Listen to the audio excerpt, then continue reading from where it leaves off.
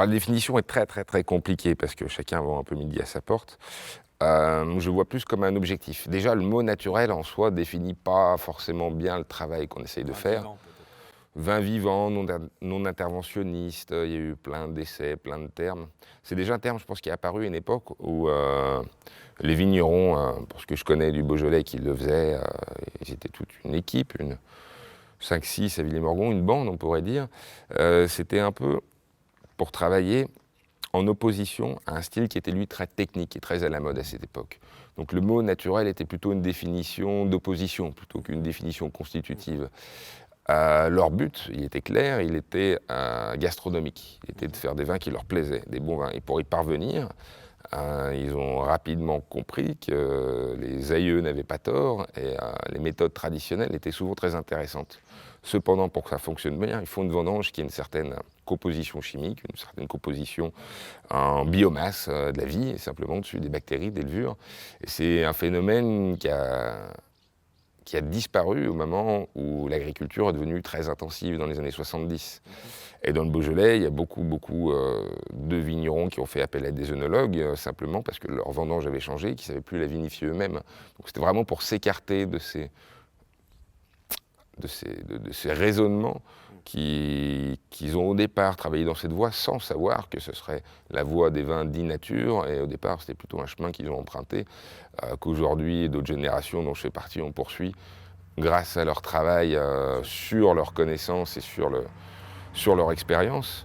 Et vraiment, moi, je vois ça comme plutôt une expérience personnelle, aller jusqu'au bout de ses capacités. Faire des vins sans intrants, c'est tout à fait possible. C'est parfois très difficile. Et il faut se donner tous les moyens d'y arriver. C'est un jeu assez intéressant. C'est une manière assez belle d'envisager la chose. Puis il y a tout un côté poétique, c'est-à-dire qu'on prétend que cette méthode très traditionnelle va nous permettre d'extraire des arômes différents, plus fins, plus intéressants que ce que la technique peut nous apporter. Donc c'est un parti pris vraiment pour D'accord, ce type de vin, de travail. d'accord. Et qu'est-ce que tu appelles les intrants, justement? Oh ben les intrants, chaque année la liste est plus longue, donc on ne pourra pas tous les énumérer.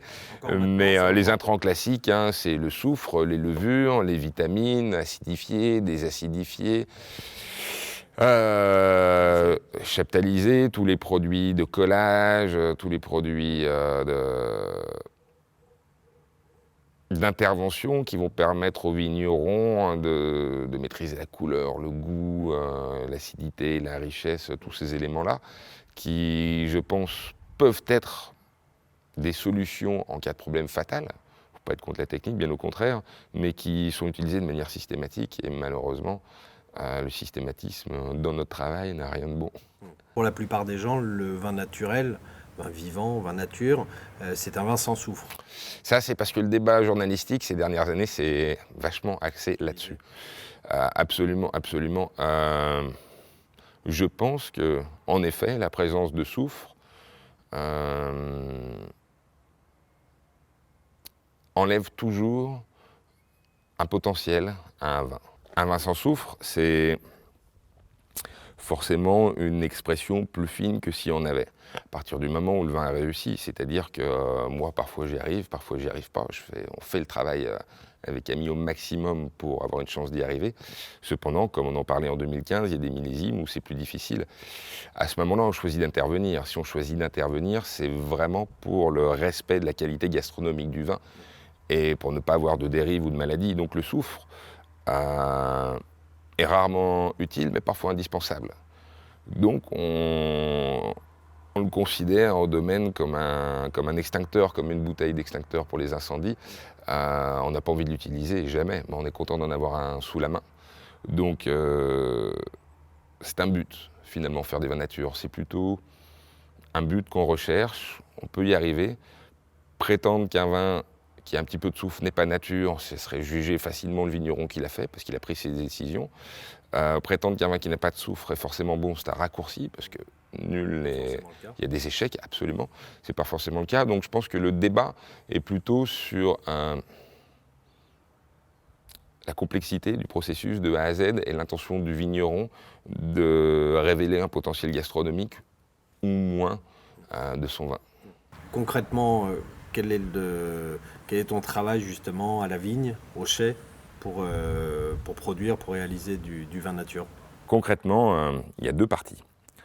J'étais cuisinier avant. Il y a vraiment une partie qui s'approche du métier de cuisinier, une qui est plus lointaine. La plus lointaine, c'est faire pousser du raisin, s'occuper de la vigne.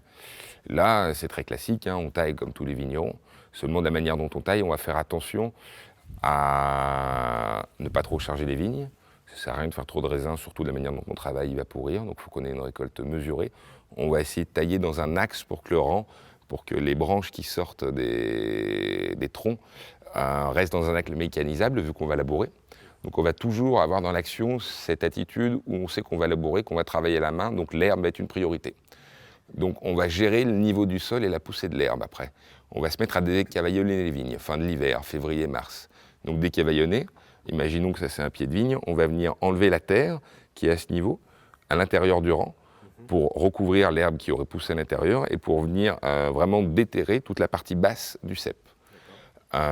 Pour qu'ils prennent l'hiver, le froid rentre, ça élimine les maladies. Et ensuite, l'herbe va se mettre à repousser et gentiment, ce trou qu'on aura créé, on va le reboucher en plusieurs fois avec le monticule qu'on a créé, ce qui va permettre de retourner l'herbe qui repousse par-dessus. Donc, de la manière dont on va travailler, ça c'est le côté agriculture biologique de la chose, il faut qu'on maîtrise absolument l'herbe. Donc, le meilleur moyen, c'est de contrôler là où elle pousse. Ensuite, on va s'occuper de la pousse, on va s'occuper de conduire la vigne, donc de faire en sorte qu'elle pousse droit, de la protéger du vent, la palissance si nécessaire, de la casse, et puis les traitements. Donc, dans la philosophie nature, il est important de préserver, comme je disais, la biomasse, donc d'avoir des éléments vivants. Les antifongiques sont plutôt bannis. Il y en a quelques-uns qu'on va utiliser, comme le soufre, le cuivre, qui sont utilisés en agriculture biologique, mais de manière assez mesurée. Là, par exemple, on est au mois d'août, on va vendanger fin septembre. Il ne va plus rien se passer du tout au niveau traitement.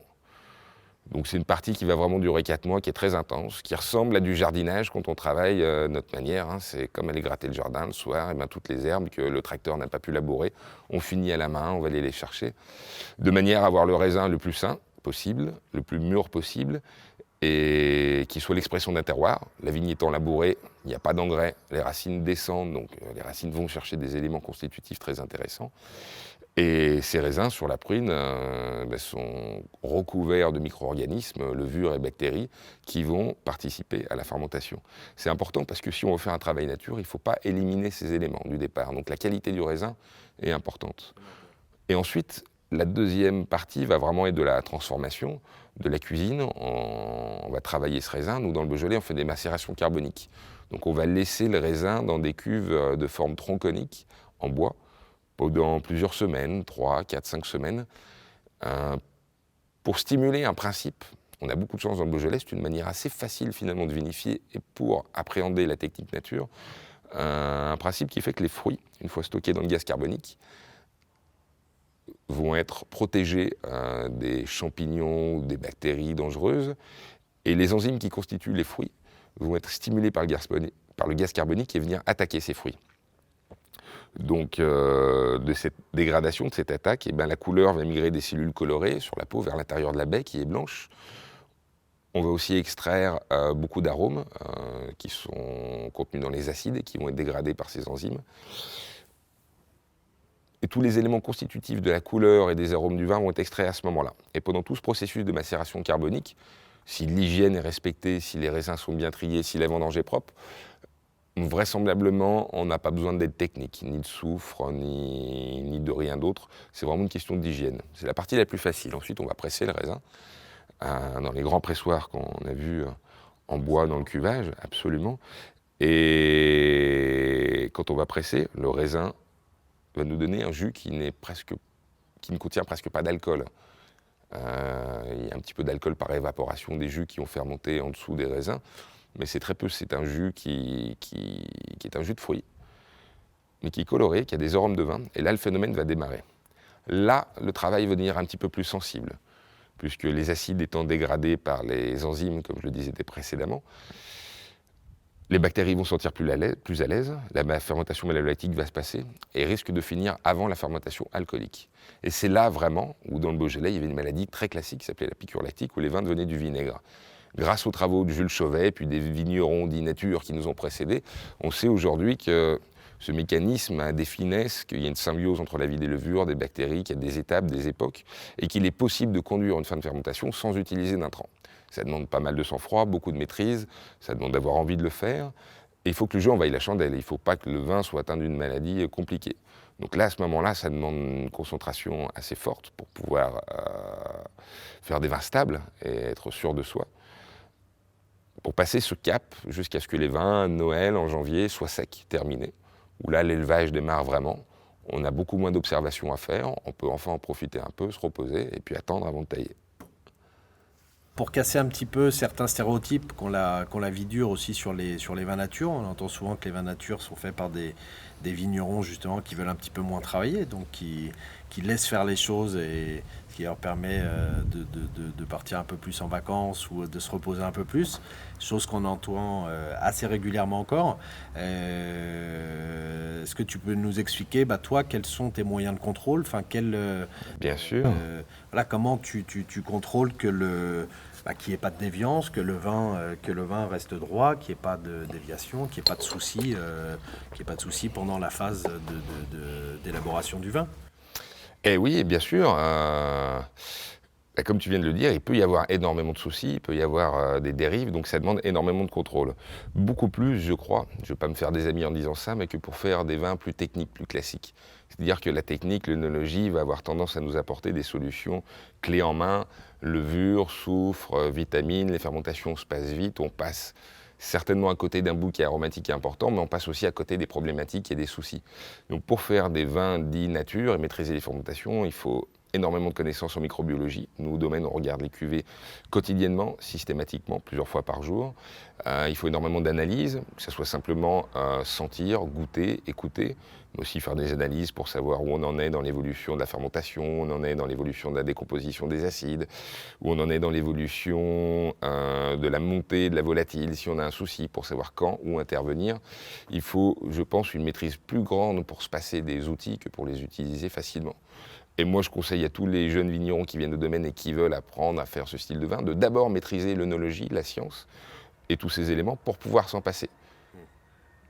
C'est beaucoup plus facile, donc contrairement à ce qu'on pense, c'est pas un travail de feignant et de radin.